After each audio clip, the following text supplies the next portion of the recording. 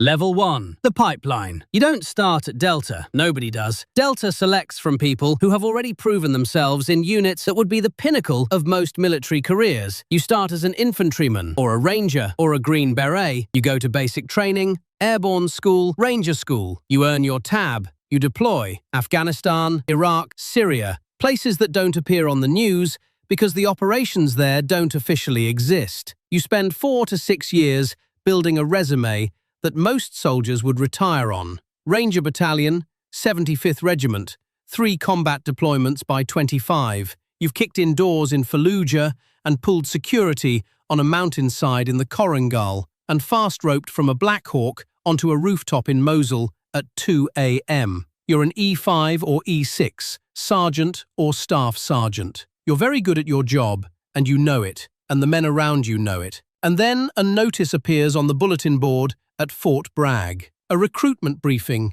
No unit name, no patch, just a time, a building number, and a sentence about a special operations unit organized for the conduct of missions requiring rapid response with surgical application of a wide variety of unique special operations skills. You attend the briefing. A man in civilian clothes stands at the front of the room and tells you almost nothing. He tells you the selection is 4 weeks. He tells you the attrition rate is historically above 90%. He tells you that, if you are selected, you will join a unit that does not officially exist within a command structure that does not publicly acknowledge its own operations. He does not tell you what the unit does. He does not tell you where you'll go, or what you'll carry, or who you'll work for. He tells you the date to show up.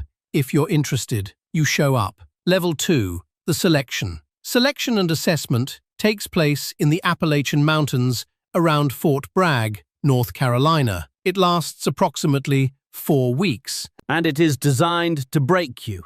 Not your body, though it will break that too, your mind. The course is structured to strip away every external support system you've ever relied on and find out what's left underneath. You ruck, you carry a 45-pound pack plus water and weapon across mountainous terrain for distances that increase daily. 18 miles, then 25, then 40. The final march is a 40-mile solo land navigation course through the mountains with no defined route and no time hack given. They don't tell you how far it is. They don't tell you when you need to finish. They don't tell you if you're doing well or poorly. The cadre observes and records and says nothing. No encouragement, no correction, no feedback of any kind. You navigate alone with a map, a compass, and your legs. You find a point. A man at the point marks your card and gives you the next grid coordinate. No words. You turn and walk. The silence is the selection. Most military training involves a cadre that yells, motivates, pushes, punishes. Here, nobody cares. The indifference is worse than any drill sergeant's fury because it forces you to generate your own motivation from nothing. Candidates quit by the dozens. They sit down at the side of a trail and raise their hand, and a truck picks them up and they're gone. No shame, no ceremony, just gone. Of the 120 candidates who started with your class, 12 will be selected. You are one of 12. You feel nothing when they tell you, not relief, not pride. Exhaustion has burned through everything except the knowledge that whatever comes next will be harder than what you just did. Level 3, the OTC, Operator Training Course, 6 months. This is where they build you into something the conventional army doesn't have a name for. You learn close quarters battle at a level of precision that makes your ranger training feel like an introduction. You fire thousands of rounds per week, pistol transitions in under a second, rifle to pistol in confined spaces. Shooting around hostages with margins measured in inches. You clear rooms with live rounds and live role players standing next to the targets because Delta doesn't train with simulated consequences. If you miss, someone bleeds. You learn breaching, mechanical, ballistic, explosive, thermal. You learn to open any door on Earth in under 3 seconds. A lock, a hinge, a wall, a reinforced safe room door. You learn how to move through a structure so quickly and violently that the occupants don't have time to process what's happening before it's over. You learn tradecraft, surveillance detection routes, cover identities, how to move through a foreign city looking like you belong there, how to meet a source in a cafe without anyone noticing. Delta operators move between the worlds of soldier and spy more fluidly than any other unit in the military, and OTC is where that transition begins. You learn advanced driving, evasive maneuvers, J-turns, ramming techniques, high-speed convoy movement through urban environments. You learn field medicine, not buddy aid, surgical-level trauma management, how to decompress a tension pneumothorax with a needle in a hallway while rounds are impacting the wall 6 feet from your head. On graduation day, there's no ceremony, no family, no audience. You're handed a pager, cock, or its modern equivalent, and told that you're now assigned to an assault squadron. A, B, C, or D. You are an operator. The word means something different here than anywhere else in the military. Level 4, the new operator. You're assigned to an assault troop within your squadron. A troop is roughly 16 operators. You are the newest. In a unit where the average operator has 8 to 12 years of special operations experience before they even arrive, being new means something. It means you prove yourself again. The skills you learned in OTC are the foundation. Your troop will build on them during a training cycle that never stops. You train 10 months a year and deploy for the other 2. Or you train 6 and deploy for 6, depending on the rotation and the world's appetite for crisis. You shoot more ammunition in a month than most infantry battalions shoot in a year. You run through the kill house until the close quarters battle sequences are embedded in your nervous system, the way breathing is. Enter, clear left, clear right, target, hostage, transition, next room. You do it 1,000 times until you can do it in complete darkness by sound and feel alone. Your first deployment is to a location you will never name. You fly in a 161st Special Operations Aviation Regiment MH-60 Blackhawk, flown by a Night Stalker pilot who can put the aircraft on a rooftop the size of a parking space at midnight with no lights. You hit a compound. The door comes off its hinges in a controlled detonation that sounds like God snapping his fingers. You move through the structure, 90 seconds from breach to clearance. The target is a high-value individual whose name you learned 6 hours ago in a briefing room and will forget 6 hours after the mission because the next target is already being developed. You flex cuff him and put a bag over his head and walk him to the helicopter. And 4 hours later, you're cleaning your weapon on a FOB, eating a protein bar. Nobody will ever know what you did tonight. That's the job. Level 5, the experienced operator. 3 years in the unit. You've deployed 6 times. Iraq, Afghanistan, Syria, Africa, locations in Southeast Asia and South America that don't appear in any official record. You've been in over 200 direct action raids. You've breached compounds in Baghdad, Sadr City, and cleared cave complexes in Tora Bora, and snatched an HVT from a moving vehicle on a highway in a country you can't name. You've killed people at distances measured in feet and distances measured in hundreds of meters. You can tell by the way a man reaches for his waistband whether he's going for a weapon or a phone. And you've been right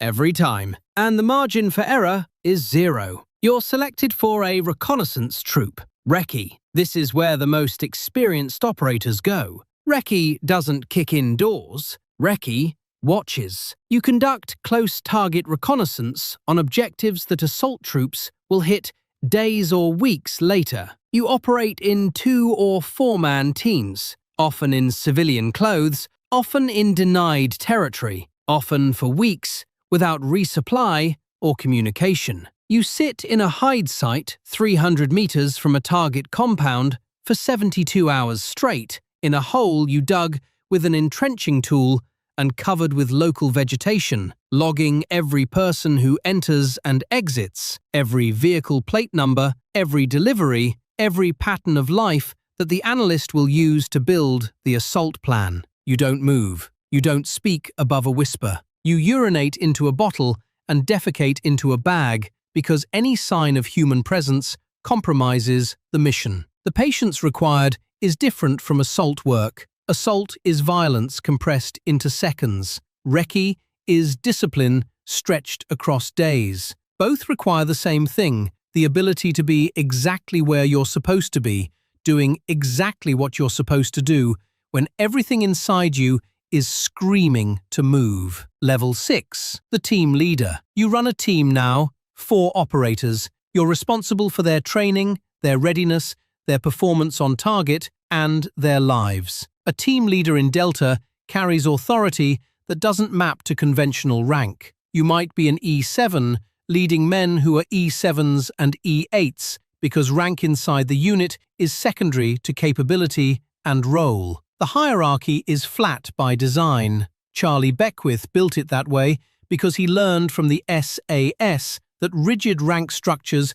get people killed in small unit operations where the man on the ground sees things the commander doesn't. You plan operations. You receive a target package from the intelligence cell, a folder of photographs and signals intelligence and human intelligence that tells you who lives in the compound and where they sleep and what weapons they carry and what time the guard changes. You build a plan, rehearse it in the mock-up, brief it to the troop commander, execute it at 0200. On target, you make decisions in fractions of seconds that will be reviewed by lawyers and generals for months afterward. A man turns a corner holding something. You shoot or don't shoot. The object is a weapon or a phone or a baby. The debrief will determine which. You absorb the weight of these decisions because the alternative is hesitation, and hesitation in a hallway gets your team killed. You carry every call you've made, the ones that were right and the ones you're not sure about, and the ones that wake you up at 3 a.m. in a way that no debriefing or legal review can resolve, because the lawyers weren't in the hallway and they didn't see what you saw in the half-second you had to decide. After a deployment, you sit in a bar in Fayetteville with your team, and nobody talks about the missions because nobody needs to. The shared silence is more honest than any conversation. Your wife asks how the trip was. Fine, you say. She stopped pressing years ago. Level 7. The senior operator, troop sergeant major, or troop commander, depending on whether you're enlisted or officer. You oversee 16 to 20 operators across multiple teams. You're the tactical authority on every operation your troop executes. The troop commander sets the strategic framework. You make it work on the ground. You've been in the unit for 8 years now, over 300 combat operations. Your body is an inventory of damage, blown eardrums from breaching charges, a knee rebuilt with titanium from a rooftop fall in Ramadi, vertebrae compressed from thousands of parachute landings and helicopter insertions, and the accumulated weight of body armor worn 14 hours a day for years. The VA will rate you at 80% disability when you leave. The actual number is higher, but you'll never admit that because admitting damage feels like admitting limitation. And operators don't have limitations, they have workarounds. You mentor the new operators the way someone mentored you, not through speeches, through example, through the way you clear a room at 42, the same way you cleared it at 28, through the calm in your voice on the radio when the breach goes wrong and the hallway is blocked and the backup plan becomes the primary plan in the space between two heartbeats. You've lost friends, not colleagues, not acquaintances, brothers. Men whose children call you uncle and whose wives call you when something breaks in the house because their husbands are deployed and you're the only person they trust who understands this life. Men you trained with and deployed with and bled next to in hallways on 3 continents. The unit has a wall, not like the CIA's wall of stars, more personal. Photographs in a hallway that most people will never walk through, in a building that most people will never enter, in a compound that most people will never know exists. You walk past those photographs every morning. You know every name. Level 8, the command, squadron commander, 05, lieutenant colonel. You command 60 to 80 operators plus support personnel in an assault squadron, the most lethal small unit on Earth. And you're responsible for every trigger pull, every breach, every bullet. You answer to the unit commander, a full colonel, who answers to the JSOC commander, a 2- or 3-star general, who answers to the Secretary of Defense and the President. That's the chain. 4 people between your operators and the Oval Office. When the President authorizes a kill or capture mission against a high-value target, the order travels down that chain and lands on your desk. And you translate it into a plan that puts your men through a door in a country that may or may not know they're there. You deploy your squadron as a task force. Your operators plus 160 SOAR helicopters plus Air Force combat controllers plus Rangers as a quick reaction force plus ISA signals intelligence plus CIA case officers who develop the target. You run operations every night during a deployment rotation, every single night. Hit, exploit, move. The intelligence gathered on one raid generates the target for the next raid, and the tempo is relentless. During the peak of Iraq operations between 2005 and 2008, Delta squadrons were conducting 10 to 15 raids per night across multiple provinces, systematically dismantling al-Qaeda in Iraq's network, one cell leader at a time, in what became the most sustained, high-intensity, special operations campaign in American history. The fatigue is cumulative and invisible and relentless. Your operators don't complain because operators don't complain, but you see it in their reaction times and their decision-making and the way they sit in the briefing room before a mission. You manage the human cost of sustained combat in men who will never acknowledge that a cost exists. Level 9, the retiree. You leave the unit after 12 or 15 or 20 years. The exit's quiet. No parade, no press release, no mention in any official record that you were ever there. Your service record says you were assigned to a Department of the Army Staff element at Fort Bragg. That's it. The missions you ran, the targets you captured or killed, the hostages you rescued, the countries you operated in, none of it appears anywhere a civilian could find it. You take a job, private military contracting, security consulting for a Fortune 500 company, the CIA's Special Activities Center, which recruits heavily from Delta and DevGru for paramilitary operations that require deniability. Some operators go to the agency and continue doing the same work in the same countries under a different letterhead. The pay triples, but the work is the same, and the silence is the same, and the distance from normal life is the same. You try civilian life, you sit in traffic, you attend your daughter's school play, you stand in line at the grocery store behind a man arguing about a coupon, and you think about the last compound you hit, where a man behind a door tried to kill you, and you shot him twice in the chest and once in the head, and then you stepped over his body and cleared the next room, and now you're standing in a grocery store, and you can't reconcile the two realities, so you stop trying. You see a therapist. Maybe the unit has gotten better about mental health, about acknowledging that 300 combat operations